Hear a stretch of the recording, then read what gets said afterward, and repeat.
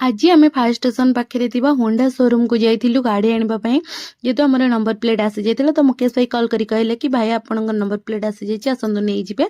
से बहुत खुशी रे हजबैंड जाते आपंट मुहर जापे तो ये भाई आम मिरर आ नंबर प्लेट लगेदे। मुकेश भाई आम हेलमेट रिसीव कर बाहर जाइलु सत्संग मंदिर। जो मैंने भी फायर स्टेशन पाख होंडा शोरूम आसुँच मुकेश भाई सहित कंटाक्ट करते से बहुत कोअपरेटिव। तापर आम सत्संग मंदिर में प्रणाम देकर घर को पलि आसलु। तापरदिन सकाळु आम जाइलु ग्रामदेवी पाख गाड़ी पूजापी।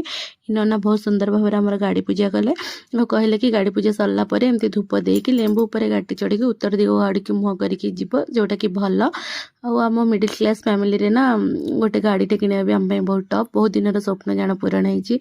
मो माँ को प्रेयर कर जनइली कि माँ सब बेले तो पणत छे तले मो स्वामी को घोड़े रखी जदि आपको भिडियोटी भल लगी तो प्लीज आम चैनल को सब्सक्राइब करदे। कमेंट कर कहे आपको भिडियोटी केमती लगिला। रही बाय बाय।